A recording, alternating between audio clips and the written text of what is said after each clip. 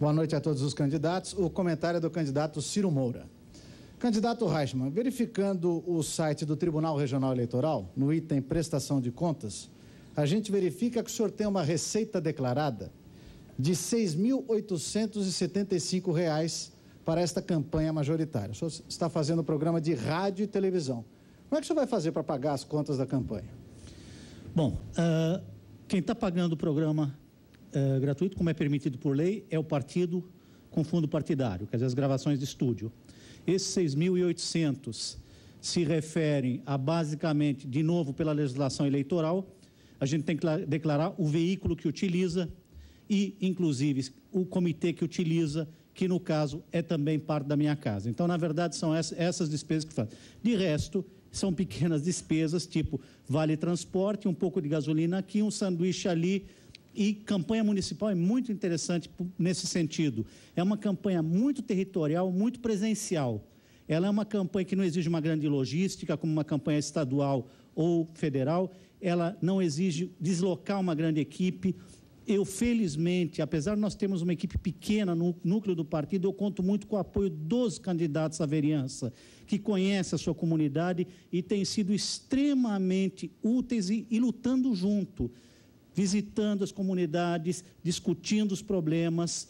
Então, basicamente, no município dá para fazer campanha com muito pouco dinheiro. Às vezes eu vejo os volumes muito altos e me pergunto por que se gasta tanto dinheiro se dá para fazer com muito menos. Seu comentário, candidato Ciro Gomes. Perdão, Ciro Moura.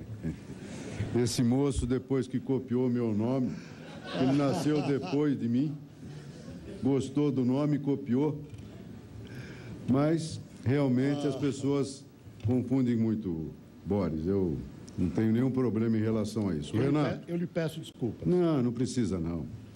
O Renato, fala uma coisa para você. Eu entendi a sua situação, nós temos um partido pequeno, com um fundo partidário muito pequeno, e não temos alternativas. E afora isso, ou esses recursos que você está declarando, com muitos detalhes, etc. e tal, são recursos que você consegue dizer realmente de onde vieram. Tá certo? Eu quero e discordo de você. Para ser eleito prefeito de São Paulo, tem que gastar muito dinheiro. É que você está fazendo um programa simples e olhe os outros programas. Então, nós temos que falar para o povo de São Paulo a realidade. Não se elege prefeito de São Paulo com pouco dinheiro. Candidato Reichmann. Eu acho que, já que estamos cuidando dessa parte de financiamento de campanha, eu acho que o financiamento deve continuar na iniciativa privada, porque eu não quero que o Estado de novo me diga que ele sabe cuidar melhor do meu dinheiro para fazer campanha do que eu.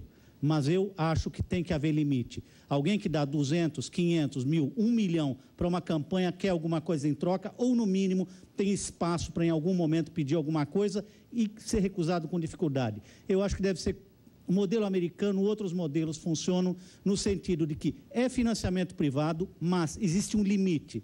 Pode falar um número, R$10.000 para empresa, R$2.000 para pessoa física. E uma campanha institucional, como nos Estados Unidos nós estamos vendo agora do Barack Obama, doações de 10, 20, 50. E nesse sentido, aí sim, aí nós temos candidatos inteiramente descomprometidos e dá para fazer campanhas até bastante volumosas, porque campanha municipal dá para fazer barato, estadual, federal não dá, porque o deslocamento e a logística é muito complexa.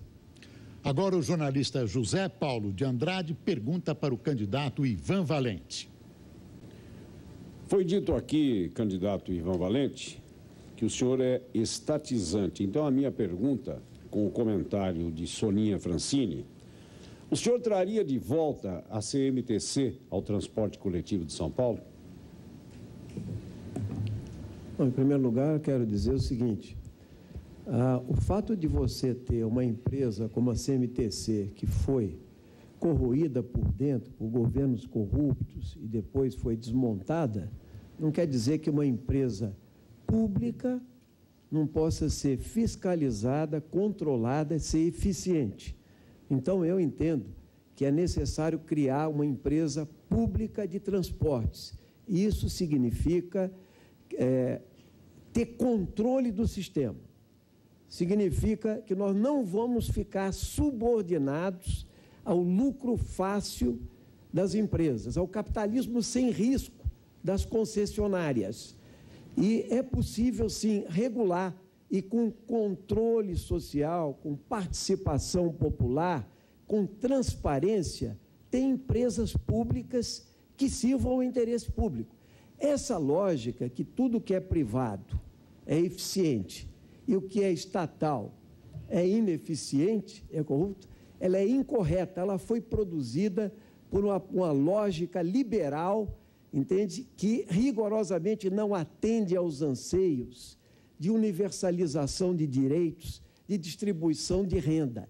E mais do que isso, não querem que a população participe, porque na iniciativa privada não tem lanterna, não tem luz para se verificar o que está acontecendo. Então, no setor público é possível ter sim essa empresa e ela ser útil e eficiente para a população. Seu comentário, candidata Soninha Francini.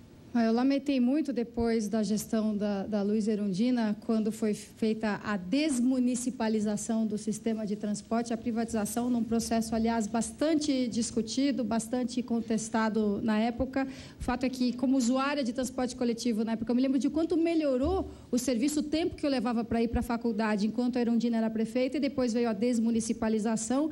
E um processo ainda, candidato, que ainda tem um lastro ainda de processos trabalhistas, uma série de problemas desde a época da CMTC, que ainda prejudicam de alguma maneira as operações da SP Trans. Agora, não seria viável estatizar novamente o sistema de transporte e tem algumas vantagens na gestão privada, na agilidade, por exemplo, para a resolução de problemas mecânicos dos veículos. Não tem como a máquina estatal ser tão ágil nessas questões, mas eu estou de acordo que tem que ter o controle do Estado, a Prefeitura exercer o seu poder de controle, de monitoramento, de exigências e controle social também, inclusive com o Conselho Municipal de Transporte.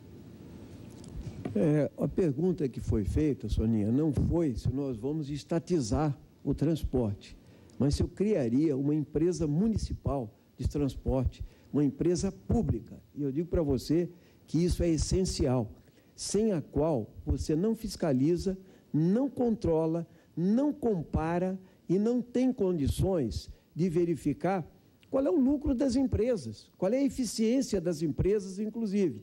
Esse é um dos grandes erros e é um crime o que foi feito no Brasil em matéria de privatização. Isso vem no plano federal, inclusive. Por exemplo, privatizar o sistema Telebrás e acabar com a Embratel foi criminoso. Hoje você precisa, para botar o presidente da República no ar, falar com a Telmex lá no México.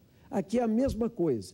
Não há receio de se criar uma empresa pública municipal e mesmo que ela venha a ser uma estatal depois, se tiver controle popular, isso será eficiente e melhor para a população.